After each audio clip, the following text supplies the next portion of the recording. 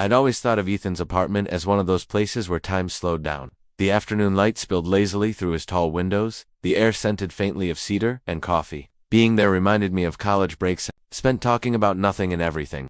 The comfort of knowing someone so well, you didn't need to fill every silence.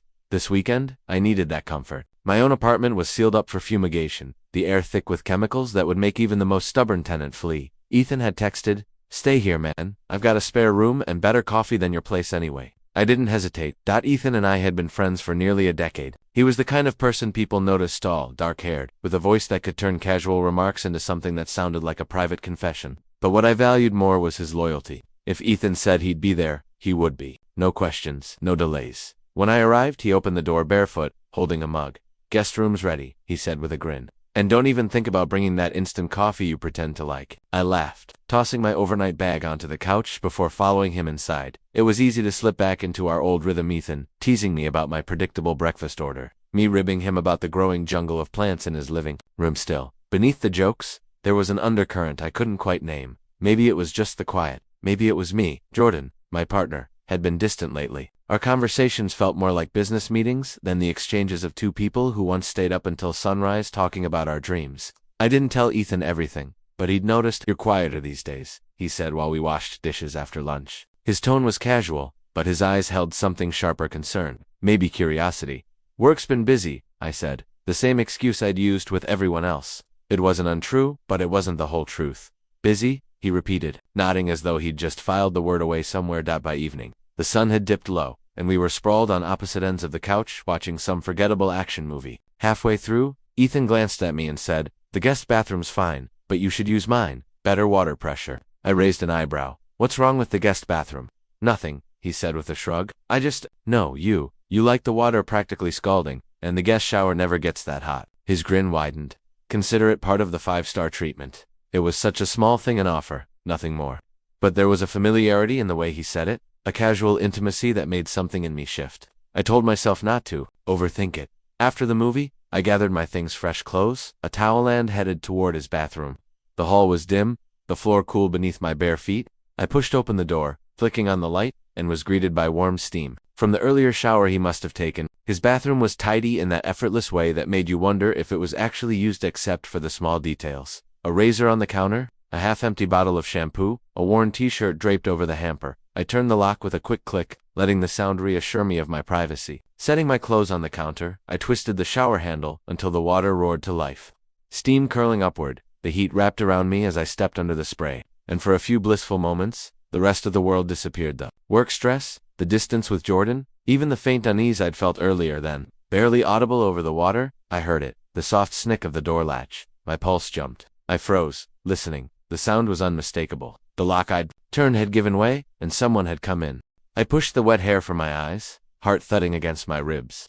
Through the blurred curtain of steam, I saw movement, slow, deliberate. Ethan stood just inside the doorway, leaning one shoulder against the frame, a white towel draped loosely in his hands. He wasn't smiling, not exactly, but there was a glint in his eyes that made it hard to look away.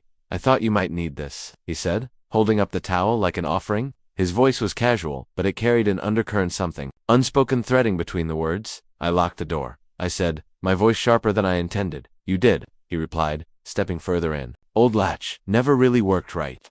His gaze moved, not in a way that felt invasive, but searching, like he was trying to read more than what was on the surface. The water pounded over my shoulders, but my skin prickled for an entirely different reason. I should have told him to leave, but the words caught in my throat. Instead, I reached for the towel, more to break the moment than to dry myself. His fingers brushed mine just a second too long for it to be an accident. "How's Jordan?" he asked quietly. The question landed heavier than it should have. "We're fine," I lied, the hesitation obvious even to my own ears. Ethan's head tilted slightly, as though he could see straight through me. "You've been carrying that fine like it's a shield. But it's cracked, Noah, I can see it." I looked away, focusing on the pattern the water made as it swirled down the drain. "It's complicated. It always is," he murmured. "But you don't deserve to feel unseen in your own life." His words sank into me, uncomfortably accurate. Jordan had been distant for months, our conversations shrinking to logistics and polite nods. I'd told myself it was a phase, that love was about weathering these stretches. But hearing Ethan put it plainly made something in me ache. I felt him take another step closer, the sound of it barely audible over the shower. He wasn't touching me, but his presence was a solid, undeniable thing. "Ethan," my voice trailed off, but I didn't move. You don't have to say anything, he said, his tone softer now. I just hate watching you fade. You used to light up a room without trying. Lately it's like you're somewhere else. His honesty disarmed me. I thought of the nights I'd sat beside Jordan, feeling more alone than I did when I was actually alone. I thought of the ease I felt around Ethan, the way he noticed small things without being told. The steam clung to my skin, heat rising from more than just the water. You've been a good friend, I said finally. The words inadequate. For the weight of what I felt, he gave a short, almost humorless laugh. That's the thing, Noah. I've never just been your friend. Not in here. He tapped his chest lightly. I didn't answer right away. My mind was a jumble, loyalty pulling one way, longing pulling another. You're not happy, he continued, and I'm not saying this to make you choose anything. I just need you to know. You've always mattered to me more than I've admitted. The room seemed to shrink around us. His voice was low, steady, but the air between us was electric. Lifted his hand slightly, hesitating in the space between us. The moment stretched, balanced on a fragile thread. My breath caught, and I realized I wasn't stepping back. Ethan's hand hovered near my shoulder, his fingertips almost brushing my damp skin. My pulse roared in my ears. I knew that letting him close that last inch would mean crossing a line that couldn't be uncrossed, and yet, I didn't move. Ethan's fingertips made contact to light, almost tentative touch on my shoulder, but it was enough to send a jolt through me. I turned slightly toward him, the steam curling between us, our eyes locking in a silence that felt louder than any words. In that moment, every reason I had to step back lined up in my mind. Loyalty to Jordan, the years of friendship with Ethan, the risk of unraveling something I could never weave back together. And yet, the warmth in Ethan's gaze made each of those reasons feel distant, fragile. I didn't pull away. His hand slid down my arm, slow and deliberate, the pads of his fingers tracing over damp skin.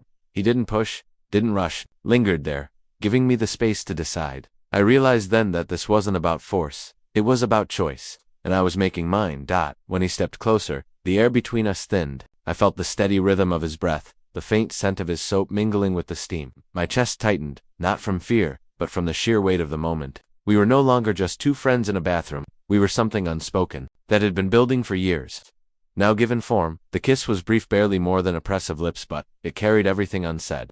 It was gentle, hesitant, as if he too understood that we were standing on the edge of something irreversible. Let it happen. I wanted it to happen. When he pulled back, his eyes searched mine. You don't have to explain, he said softly, but the truth was, I didn't have the words anyway. My mind was a collision of guilt and relief, of knowing I had crossed a line and yet feeling, for the first time in months, fully seen. We stood there for a long beat, the sound of the shower filling the space where conversation might have been. Eventually, Ethan stepped back, his expression unreadable. I'll give you a minute, he murmured, and slipped out. Closing the door behind him, I turned off the water and stood still, letting the last drops trail down my skin before reaching for the towel he'd brought. My reflection in the mirror looked the same, but I knew better. Something fundamental had shifted. Back in the guest room, I dressed slowly, my mind replaying every glance, every word. I tried to imagine telling Jordan, but the thought was impossible. Not because I wanted to lie, but because I didn't yet understand what this meant for me. Dinner that night was quiet. Ethan didn't mention the bathroom, and I didn't either. But every time our eyes met across the table, something unspoken passed between us, a shared knowledge that we'd stepped into a space that friendship alone couldn't contain. By when I finally went home the next day, Jordan was waiting. He kissed me on the cheek, asked about the fumigation, and then went back to scrolling through his phone. I stood in the doorway longer than I should have, feeling the echo of Ethan's touch like a ghost. That night, lying beside Jordan, I stared at the ceiling, my mind restless. The choice I'd made wasn't just about a moment in a shower, it was about the truth I'd been avoiding for months. I wasn't happy. I hadn't been for a long time. And while Ethan might have been the spark, the fire had been smoldering in me long before. I didn't know what would happen next. I didn't know if Ethan and I would ever talk about it again, or if it would stay locked away as a quiet betrayal neither of us could name out loud. But I knew this. What happened in that steam-filled room would never fully leave me. It would sit there, beneath the surface.